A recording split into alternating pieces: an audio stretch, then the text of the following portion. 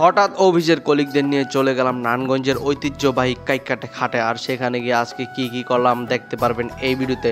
তো অনেক দিন ধরে আমাদের প্ল্যানিং ছিল যে আমরা কাইকাটে ঘাটে যাব, কিন্তু আমরা ব্যস্ততার কারণে যেতে পারতেছিলাম না। এমনকি আমাদের স্কুলও অফ ছিল না, কিন্তু আজকে কিভাবে জানি মিলে গেল রবিবারে স্কুল অফ।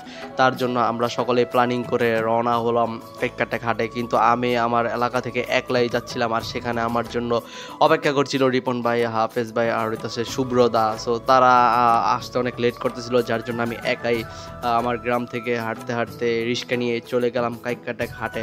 আর সেখানে যাওয়ার পথে আমি শর্টকাট ব্যবহার করলাম একটা বাঁশের সেতু। হ্যাঁ, এই বাঁশের সেতুটা ব্যবহার করে আমাদের কাইকাটে ব্রিজের নিচ দিয়ে সরাসরি হাটে চলে যাওয়া যায়। আমি হাটে যাওয়ার পরেই দেখতে পারলাম সামনে অনেকগুলা নৌকা বসিয়ে রাখছে। এই নৌকাগুলো যে মানুষ নদীতে চলবে এমন না, এই নৌকাগুলো বিক্রির জন্য এখানে রাখা হয়েছে। আর তার মালিকরা বসে আছে, আর মানুষজন এসে এই নৌকাগুলোর দর মূলামূলি করতেছে। তারপর আমরা চলে গেলাম যেখানে নাকি পশু পাখি বিক্রয় টিক্রয় হয়, আর সেখানে গিয়ে আমরা বিভিন্ন পশু পাখি দেখতে লাগলাম। দেখি কোনটা পছন্দ হয়, পছন্দ হলে দু একটা নিয়ে নিব। কিন্তু আমাদের ওইরকম প্ল্যানিং ছিল না যে আমরা কিছু কিনবো। যাই হোক, আমরা সকল মুরগি, হাঁস, পাখি টাকি এগুলো দেখতেছিলাম। এর মাঝে রিপন ভাই দুইটা মুরগি মূলাচ্ছিল যে যদি দামে মিলে যায় তাহলে সে কিনবে, কিন্তু মিলল না। আর এদিকে আমি মুরগির বাচ্চাগুলো দেখতেছিলাম, কারণ আমার ছোটোবেলা থেকেই মুরগির অনেক শখ। আমি অনেক মুরগি পালতাম, এমনও সময় গেছে যে আমার একটা দেশি মুরগি থেকে 20-30টা দেশি মুরগি বানিয়ে ফেলেছি। যাই হোক, এই কথা বলে লাভ নাই। এখানে হরেক রকমের পশু পাখি দেখতে পাওয়া যায়, বিশেষ করে হাঁস, মুরগি, ছাগল টাগল সব কিছু। এখন আপনারা বলতেই পারেন যে ছাগল কোথায়? আরে ভাই, ছাগলও আছে, সেটাও দেখতে পাইবেন।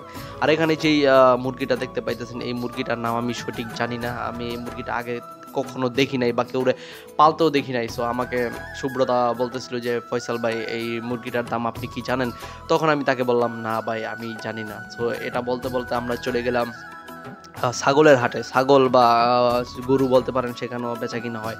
সো তারপর আমরা চলে গেলাম একটা জায়গায় যেখানে নাকি বিভিন্ন ধরনের দা, বডি, চাবাড়ি, টেড়া বিক্রি করা হয়। এইখানে আমাকে সুব্রত দেখাইতেছিল এইভাবে মাছ মারতে হয়। আমি তাকে বললাম যে ছোটবেলা থেকে ভাই মাছ মাইরেই বড় হয়েছি, আমরা যে কত মাছ মেরেছি সেটা বললে আপনাকে বোঝানো যাবে না। আর এদিকে সবাই এগুলো দেখা দেখি করতেছিল, আর আমি ভাবতেছিলাম আমার সবই কিনতে মন চায়, কিন্তু এগুলো কিনে কি করবো। যাই হোক, এখান থেকে আমরা চলে গেলাম কাইকাটে খারের ঐতিহ্যবাহী গুড়ের শরবত খেতে। আর এখানে যে কাকাকে দেখতে পাইতেছেন, এখানে নাকি সে 40 বছর ধরে গুড়ের রস বা বলতে পারেন গুড়ের শরবত বিক্রি করে। সো আমরা এগুলো খাচ্ছিলাম।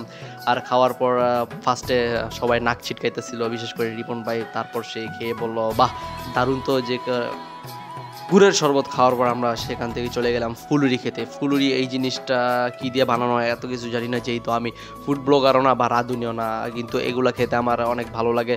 তাই রিপন ভাই সবাইকে খাওয়ার জন্য ফুলুরি নিয়ে নিলাম। আর এই যে দেখতে পাইতেছেন ফুলুরি, আমরা একটা খোলা জায়গায় বাতাসের মধ্যে গিয়ে সকলে একসাথে মিলে ফুলুরি খাচ্ছিলাম। আর কি বলবো দাদা, যে কাইকার থেকে হাটে এসে ফুলুরি খায় নাই তার জীবনটাই বৃথা।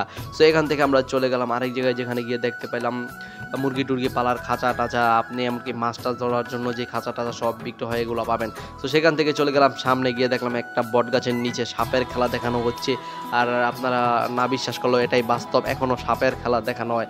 আর হাফেজ ভাই হাসতেছিল ওই সাপ টুরের কথা শুনে। সে বলতেছিল তার কাছে নাকি সকল সাপে কামড়ানো রোগের চিকিৎসা আছে। যাই হোক, এইগুলো ভাউতাবাজি শুনে আমরা চলে গেলাম মিষ্টির জায়গায়, যেখানে নাকি অনেক বড় বড় পুতা মিষ্টি সহ বিভিন্ন হরেক রকমের মিষ্টি বিক্রয় করা হয়। আমরা মিষ্টি টিষ্টি খাই নাই, কারণ হইতেছে রিপন ভাই মিষ্টি টিষ্টি খায় না, তার নাকি খাইলেই ডায়াবেটিস হয়ে যাবে, তাই সে খায় নাই, আমরাও খাই নাই। কিন্তু আপনাদের দেখানোর জন্য, লোভ লাগানোর জন্য ভিডিও করলাম। যাই হোক, আপনারা এখানে গেলে সবাই অবশ্যই মিষ্টি খাবেন। আর এই ভিডিওটা যদি ভালো লেগে থাকে লাইক, কমেন্ট, শেয়ার করেন।